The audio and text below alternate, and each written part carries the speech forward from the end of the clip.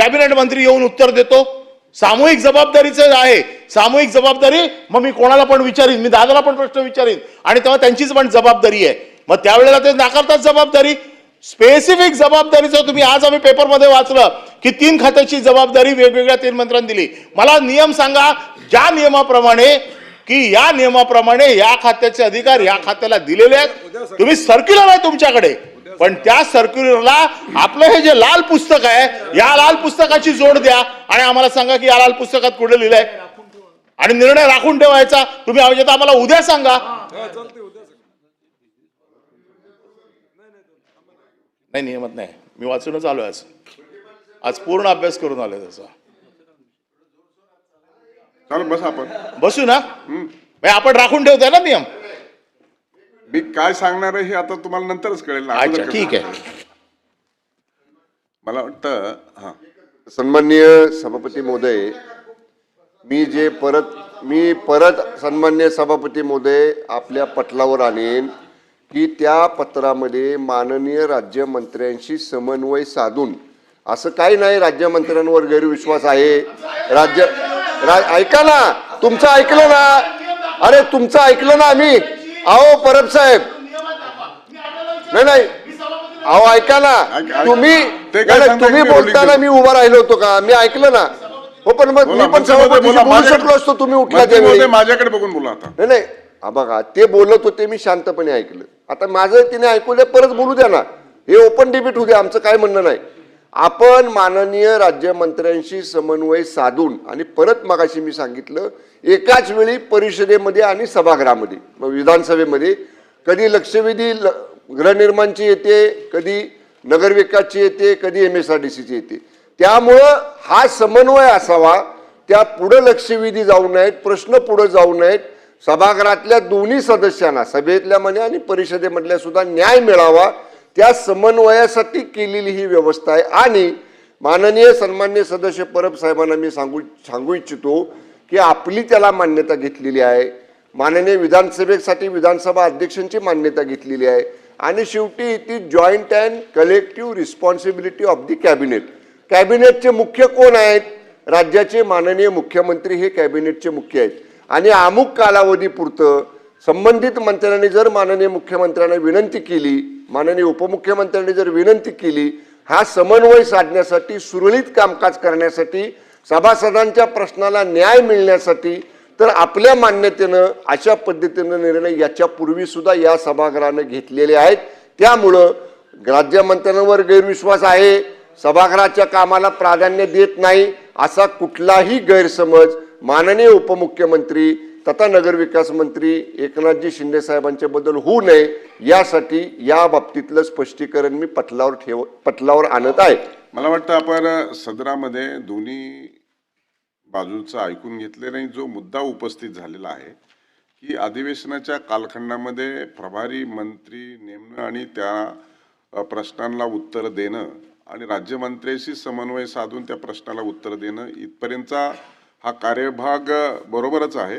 परंतु तथापि जो अनिल परब यांनी जो काही प्रश्न उपस्थित केला की एकदा उत्तर दिल्याच्या नंतर त्याची कार्यपूर्ती किंवा पूर्तता किंवा त्याचं उत्तराधिकारी जे काही करणं आवश्यक आहे त्याची प्रतिपूर्ती, तर त्या अनुषंगाने जो काही हक्कभंग किंवा असे काही प्रश्न नव्याने उपस्थित होतील की काय, अशी जी काही शंका त्यांनी उपस्थित केलेली आहे, त्या अनुषंगाने शासनाने या संदर्भामध्ये सुस्पष्टता आणावी आणि अशा संदर्भात मी निर्देश देत आहे. आता मला वाटतं क्लोज झाला हा विषय.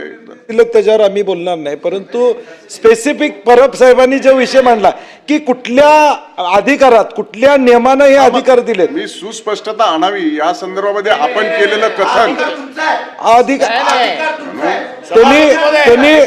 सभापती महोदय, आपल्याला अमर्याद अधिकार आहेत, हे आम्हाला मान्य आहे. आपल्याला अमर्याद अधिकार आहेत, परंतु आपण एका घटनापीठावर बसलेले आहात. म्हणूनच सांगितलं, आपण एका घटनापीठावर बसलेले आहात आणि जे घटनापीठ त्यांनी सांगितलं तुमच्या परवानगीने केलंय. घटनापीठ हे लाल पुस्तकांमध्ये जे चौकट आहे, या चौकटीच्या अधीन येतं घटनापीठ.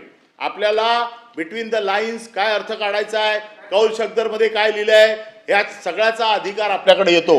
परंतु ज्या वेळेला अधिकार आपल्याकडे येतो त्या अधिकाराच्या बाबतीमध्ये याच्या नियमामध्ये देखील ते बसवणं आणि त्या अधिकाराचा वापर करणं ही देखील जबाबदारी आहे. आमची इच्छा आहे की आपण यावं, आपण वरच्या सभागृहात येत नाही आणि आपण एवढ्या आणि आपण उत्तर दिलं तर आम्ही समाधानी होऊ असा आमचा समज आहे. म्हणून वारंवार आपली मागणी करतोय, आपण येतच नाही आमच्या सभागृहात. आणि म्हणून हे आयुध आम्हाला आज वापरावं लागलं. हे 13वं नाही, हे 14वं आयुध आम्हाला आज वापरावं लागलं की उपमुख्यमंत्र्यांनी सभागृहाच्या नेत्यांनी सभागृहात यावं. या आयुधाच्या निमित्ताने सभागृहात ते आलेत, आता ते मार्गदर्शन करतील. माझा मुद्दा आहे सभापती महोदय की त्यांनी स्पष्ट करावं. उपमुख्यमंत्री किंवा ह्या सर्वधर्मातून हा सर्व सभागृहातल्या मंत्र्यांच्या संदर्भातला उपस्थित केलेला प्रश्न आहे. मंत्र्यांचा उत्तर राज्यमंत्री नसेल तर त्यांनी काय सांगितलं, राज्यमंत्र्यांची समन्वय करून त्या ठिकाणी उत्तर देतील प्रभावी. मग राज्यमंत्री इथं असेल, त्यांनी उत्तर देताना त्यांना अडचण झाली तर प्रभारी मंत्री उत्तर देऊ शकतो, मी समजू शकतो. आपण काय म्हणाला की मंत्र्यांनी त्या संदर्भातून स्पष्टीकरण करावं. आमचं म्हणणं आहे रुलिंग तुम्ही द्यायचं आहे शासनाने. ठीक आहे, शासनाने आमचं म्हणणं आहे हा अधिकार तुमचा आहे, हा शासनाचा नाही. आपण सभागृहामधलं सर्वश्रेष्ठ म्हणून आपलं आहे, तुम्ही अधिकारून तो आम्हाला रुलिंग द्या की राज्यमंत्री तरी इथं उपस्थित पाहिजे आणि मंत्री तरी उपस्थित पाहिजेत. मंत्री उपस्थित नसतील तर राज्यमंत्र्यांनी इथं कंपल्सरी उपस्थित राहिलंच पाहिजे, हा नियम आहे. आणि जर नियम असेल तर ते मंत्री उपस्थित राहत नसते तर एकाच मंत्र्यावर अख्खं सभागृहाचं कामकाज चालेल उद्या, आणि योग्य नसल्यामुळे आम्हाला रुलिंग तुम्ही द्या, आम्हाला रुलिंग तुम्ही द्यावं एवढीच अपेक्षा आहे. मान्य बोलणार असेल तर बोला. मी हे सांगितलेलं आहे. ऐका खरं म्हणजे सभासदांची जी काही अडचण होऊ नये, त्यांच्या प्रश्नांना न्याय मिळावा म्हणून ही व्यवस्था केलेली आहे. आणि राज्यमंत्री आणि आमचे जे मंत्री आहेत ज्यांना जबाबदारी दिली ते कॉर्डिनेशनमध्ये ते काम करतायत. त्यामुळे आता मी बाहेर होतो आणि मी विचारलं आतमध्ये काय चालू आहे म्हणून मी आलो आतमध्ये. तर मी आता आलोय याच्या देखील ऑब्जेक्शन असायचं काही कारण नव्हतं, कारण आपण राज्यमंत्र्यांना अधिकार दिले होते, दुसऱ्या मंत्र्यांना. परंतु गेल्या एक मिनिट खाली पण जेव्हा विषय येतात आणि वरती पण येतात आणि त्यामुळे मग ते सगळं सरकच होते.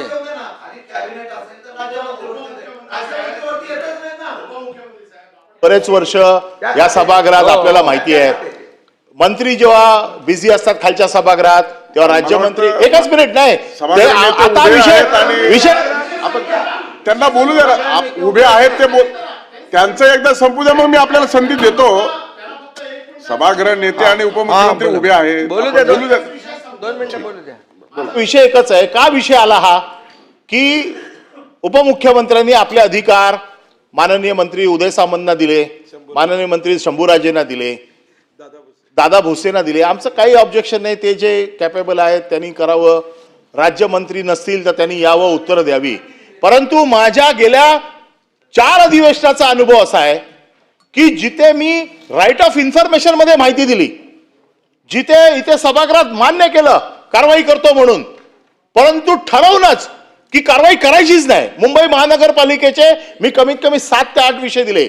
मी बीएससी मध्ये आपल्या समोर सांगितलं, आपण सांगितलं माझ्याकडे पाठवा, मी आपल्याकडे पाठवलं. मुख्यमंत्र्यांनी मला उत्तर दिलं आश्वासन समितीकडे जा. आश्वासन समितीकडे गेलो, आश्वासन समितीने माझ्याकडे लेखी लिहून दिलंय, अद्याप कुठलीही कारवाई झालेली नाही. 13 ते 14 विषय आज माझ्याकडे आश्वासन समितीचं लिखित उत्तर आहे की याच्यावरती कुठली कारवाई झाली नाही. मग काय आमचं काय फुटबॉल करतात तुम्ही, टाइमपास चाललाय इकडे? आम्ही येतो कशाला इथे या सभागृहामध्ये? आमच्या उपमुख्यमंत्र्यांनी त्याची दखल घेऊन त्या मंत्र्यांनी कारवाई केली. आम्ही हा विषय मांडणार पण नाही आपल्याकडे, पण फक्त अधिवेशन काळामध्ये यायचं आणि आम्हाला काय म्हणजे टाइमपास म्हणजे हलक्यात घेऊन की बाबा ह्यांचं काय करायचंच नाही. राईट ऑफ इन्फॉर्मेशन दिलेल्या माहितीवरती ऍक्शन होत नाही आणि आश्वासन फक्त द्यायचं की आम्ही कारवाई करतो, या अधिवेशनाच्या शेवटच्या दिवसापर्यंत कारवाई होईल. अशा कित्येक विषय मी आपल्याकडे आहेत. आपल्याकडे मी पत्र दिलेले आहेत. मागच्या अधिवेशनामध्ये जे विषय निघाले आहेत, चौकशा समित्या लावलेल्या आहेत, त्यांच्यावरती कुठली कारवाई होत नाही. काय चाललंय का सभागृहात? मग आम्ही यायचं कशाला? आणि म्हणून आज आम्ही हा घटनात्मक विषय तुमच्याकडे आणलेला आहे 14 आयुधाच्या माध्यमातून. आमच्या मुख्यमंत्र्यांनी ताबडतोब दखल घेऊन कारवाई झाली, आमचं म्हणणंच येणार नाही त्याच्यामध्ये. सभापती महोदय, ताबडतोब दखल घेतली म्हणून मी आलोय, आणि म्हणून आता त्यांचा जो काही बॅकलॉग राहिलेला आहे, मी आता शंभूराज देसाईंना सांगितलं आहे की जे तुमचे प्रश्न, इथे जे उत्तरं दिलेली आहेत किंवा बैठका घ्यायची आहेत, या सर्व द्या आणि एका महिन्यामध्ये त्याची सगळी आपण पूर्तता करू. मी स्वतः वैयक्तिक लक्ष घालतो. आता पुन्हा विषय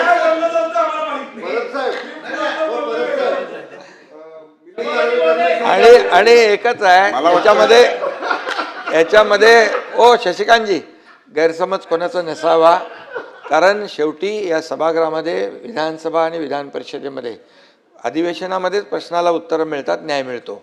त्यामुळे आणि सभापती सदस्यांची गैरसोय होऊ नये, त्यांच्या प्रश्नाला न्याय मिळावा म्हणून ही तात्पुरती व्यवस्था केलेली आहे. त्यामधून जे काही राहून गेलेलं आहे ते सगळं आपण एका महिन्याच्या आतमध्ये ते हे करू. संबंधित मंत्र्यालाही मी सांगतो, तुमचेही काही त्यात जे प्रलंबित विषय आहेत ते फ्रेश एकदा देऊन टाका, म्हणजे त्याचा आपण मार्ग काढून टाकू, काही प्रॉब्लेम नाही.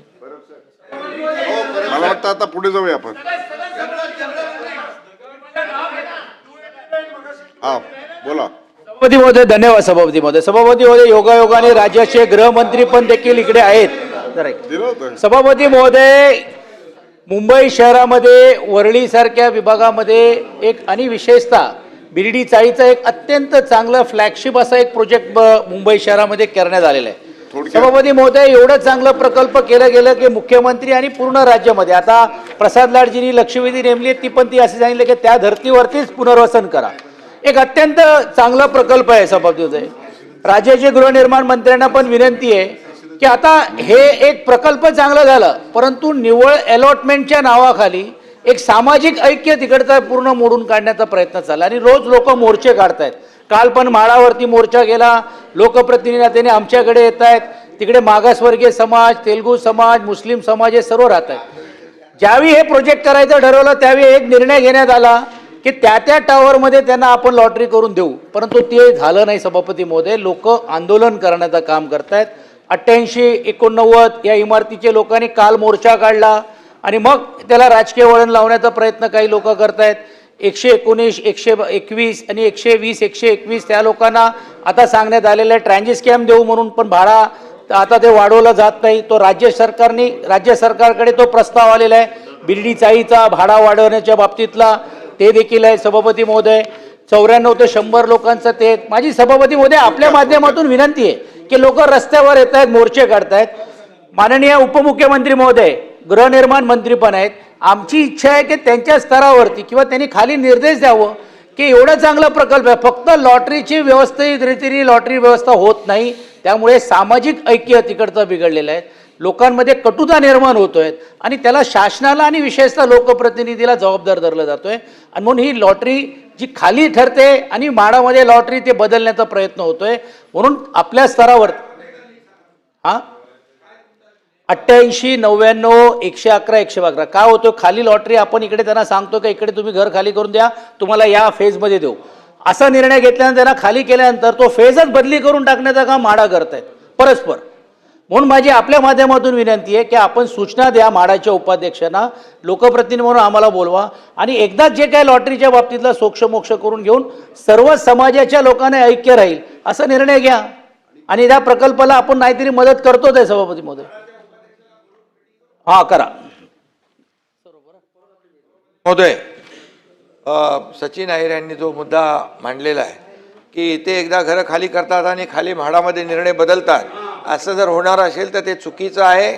असं जे करत असतील त्यांच्यावर कठोर कारवाई केली जाईल आणि मी तात्काळ त्यांना म्हाडाच्या उपाध्यक्षांना इकडे बोलवतो 1-2 दिवसामध्ये आणि आपण संबंधित लोक एक बैठक घेऊ आणि तुमचे जे काय मुद्दे आहेत त्याच्यामध्ये मांडा आणि तिथे निर्णय घेऊन टाकू. हा तिकडे या, नंदनवनला तिकडे मोठी जागा आहे, या ठाण्याला आणखी मोठी आहे. सभापती महोदय, एक महत्वाची विदर्भ मराठवाडा विभागात जोरदार अवकाळी पावसामुळे पिकाच्या झालेल्या नुकसानीबाबत सूचना अमान्य केली तरी 2 मिनिटं आपण बोला. सभापती नाही, दुसरी पण 289 माझी होती 289 तेही झाली आहे, तुम्ही ऑनलाईन केलेली नाहीये. नाही, आणि offline दिली ना. स्वीकारता येत नाही. सभापती महोदय, नियमातली त्याच्यात तरतूद अशी आहे 2 मिनिटं बोलायला की जरी सकारात्मकता नाही, दाखवली नाव असली नाही तरी त्याच्यावर. दुसऱ्या आयुधाच्या माध्यमातून तुम्ही मांडा. नाव त्यात दिलेलं नाही. मी सभापती महोदय नाव दिलेलंच नाही त्यात नाही नाव नाही ऑफलाईन सभापती महोदय दिल्या बोलायची संधी फक्त द्या आम्हाला. तुम्ही अमान्य केलेलीच आहे. औचित्याचा मुद्दा मांडा मग. सभापती महोदय औचित्याचा मुद्दा. नाही ते करा लवकर ना. सभापती महोदय 289 वर मला 2 मिनिटं बोलायला मला 289 मांडायचं नाहीये ना. नाही मांडायचं. मी तेच म्हणतो 289च महत्वाचं. 2 मिनिटं पण मांडायचं ह्या तुम्ही. अवकाळी पावसात दुसरं काय तुम्ही पाऊस आणू नका. दुसरा 289 दिलाय तो मांडायचा आहे. सभापती महोदय आमची विनंती आहे. आपलं जे म्हणणं आहे मी वारंवार आपल्याला आयुधाची जाणीव करून देत आहे. मी सकारात्मक दृष्टिकोनातून नाही, सकाळी आपल्याला सभापती महोदय आम्ही 289 सारखा अतिशय संवेदनशील विषय आपल्याला ऑफलाईन स्वीकारता येत राज्याच्या नाही. आरोग्याच्या दृष्टीनं हा 289 महत्वाचा आहे. कारण आणि की या राज्यामध्ये सभापती महोदय राज्याचं आरोग्य कोटी लोकांच्या आरोग्याशी विषय निगडीत हा सभापती महोदय. या राज्यामध्ये सभापती महोदय किमान 5-6 कोटी लोक औषधं घेतात. किमान 27,000 दुकानदारांच्याकडनं सभापती महोदय औषधं या ठिकाणी घेतात. किमान 2.5 कोटी लोक सभापती महोदय दररोज औषधं बीपीची शुगरची या राज्यामध्ये घेतात. अवकाळी पावसामध्ये मध्येच कुठं मेडिकल आणि शॉपिंग आलं हे असं जरा गोंधळ होतोय. म्हणून मी आपल्याला सांगतोय की आपण जो अवकाळी पावसाचा जो दिलेला आहे 289 त्याच्यावर आपण बोला. आणि जो काही तुम्हाला मुद्दा मांडायचा आहे तो कोणत्या आयुधाने दुसऱ्या मांडायचा तो सांगा. मी त्याला अनुमती द्यायची किंवा नाही त्या विषयाच्या अनुषंगाने मी आपल्याला रुलिंग देतो. सभापती महोदय पॉइंट ऑफ प्रोसिजर आहे की आपण बरोबर सांगताय की ऑफलाईन घेणार नाही म्हणून. नाही ऑनलाईन घेणार. ऑफलाईन घेणार नाही. ऑफलाईन माझ्या माहितीप्रमाणे आजही आपल्याकडे जो नियम आहे त्याच्यामध्ये 1 तास अगोदर द्यायचा आहे. हो. आणि कुठल्याही नियमात बदल करायचा असेल तर अधिकार त्यांना नाही आहे. अधिकार नियम समितीला आहे. या नियम समितीवर मी देखील आहे. गेल्या कित्येक वर्षात नियम समितीची बैठकच झालेली नाहीये. मग हा नियम बदलला कशाच्या आधारावरती? म्हणून साठी नियम बदलला. नियम समितीच्या बैठकीमध्ये नियम बदलावा लागतो. तुम्ही नियम नंतर बदलून घेण्याची अर्ध्या तासाची सूचना आणा. मग आपण अर्धा तास नाही, पण मग नियम हा बदलला कशाच्या आधारावरती? बदलला हा नाही. नियम ऑफलाईन घ्यायचं बंद केलं हे कशाच्या आधारावरती केलं? हे कशाच्या आधारावरती झालं? जर ऑफलाईन घ्यायचं नाहीये याला नियमात बदल करायला पाहिजे. आणि जर आम्हाला 1 तास अगोदरची परवानगी आहे तर नियम समितीच्या समोर हा नियम आल्याशिवाय नियम बदलला गेला कसा? साहेब आपल्याला अमर्याद अधिकार आहेत परंतु ते अधिकार पुस्तकाच्या चौकटीत आहेत. आता तुम्ही जर ऐकणार असेल तर मी सांगतो की प्रश्न असा आहे. आपण बसा जरा. आपण गटनेत्याच्या बैठकीमध्ये उशिरा पोहोचला. बंटी पाटील साहेब आणि शशिकांत साहेब मी स्वीकारला देखील. सचिवांना सूचना देखील दिल्या. पण आपल्या नियमात तरतूद अशी आहे की 11च्या अगोदर द्यायचा आणि 11:17 झाली होती. त्याच्यामुळे तो ऑनलाईन होत नव्हता आणि म्हणून तो आला नाही. म्हणून आपल्याला पुन्हा मी तपासणीसाठी पाठवला. आणि म्हणून साठी की आपण दुसऱ्या कोणत्याही आयुधाखाली द्या. मी सांगितलं आपण 35 खाली नोटीस द्या. मी त्याच्या देतो ना, अलाउड करतो आपल्याला. केला ऑफलाईन आणला असता नियमात बसला नाही म्हणून तुम्ही फेटाळला असता मी मान्य केलं असतं. माझा प्रश्न असा आहे की 11च्या म्हणजे 1 तास अगोदर देण्याचा माझा अधिकार आहे. तो ऑनलाईन आहे ऑफलाईन आहे. आपण म्हणताय की ऑफलाईनचं आम्ही बंद करून टाकलेलं आहे. आम्ही फक्त ऑनलाईनच घेणार. हा ऑनलाईन घेण्याचा नियम बदलला कधी? आणि हा नियम समितीच्या नियमातच बदलावा लागतो. तो बदलण्याचा अधिकार असा एका कुठल्याही माणसाला नाहीये असं माझं म्हणणं आहे. बरोबर. आपण त्याच्यावरती रुलिंग द्या की माझा अधिकार आहे म्हणून आणि माझ्या अधिकारात मी नियम बदलून टाकला म्हणून. थांबा एक मिनिट थांबा. आज सगळेच तुम्ही नियमामध्ये बदलला माझं काहीच म्हणणं नाहीये. पण नियमाच्या बाहेर जाऊन जर बदलला असेल तर त्यांना परवानगी देऊन टाका. अडकलं ती आता. तत्कालीन सभापतींनी या संदर्भामध्ये सगळे जे काय आहे तर तर ते ऑनलाईन स्वीकारायचं घेतलं होतं. तथापि त्याला बंटी पाटलांना जरा बोलू दे ना या अहो, विषयावर. पण साहेब, नाही, नाही. त्यांची भावना काय आहे? मी घेतलेल्या निर्णयासंदर्भात त्यांची भावना काय? येऊ दे पॉइंट ऑफ प्रोसिजरला.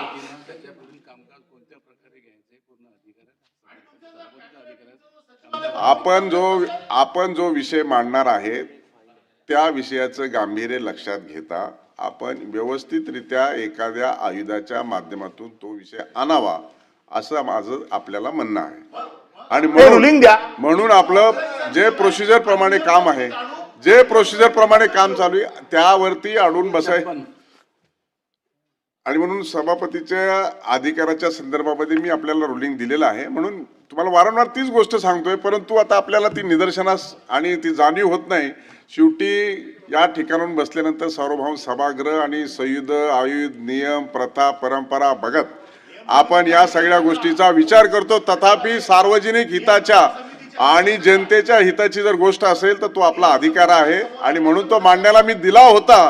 परंतु काही अडचणीमुळे तर थांबू शकलो आपण, तर आपण दुसऱ्या आयुधाच्या मार्फत द्या. आपण आता पुढे जाऊया, लक्षवेधी सूचनांकडे जाऊया.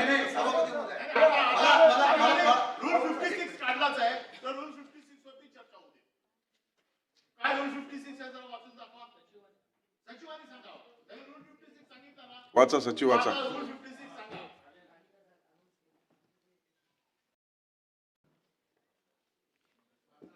या नियमात ज्याबाबत विशेषरित्या तरतूद केली नसेल अशा सर्व बाबी या नियमाच्या तपशीलवार कामकाजासंबंधात सर्व प्रश्न याचे सभापती वेळोवेळी निर्देश देतील अशा रीतीने नियमन केले पाहिजे. आता ते नियम समितीमध्ये डिस्कस करा तुम्ही, त्याच्यानंतर आणा आणि नंतर बोला. नाहीत. तुमचं म्हणणं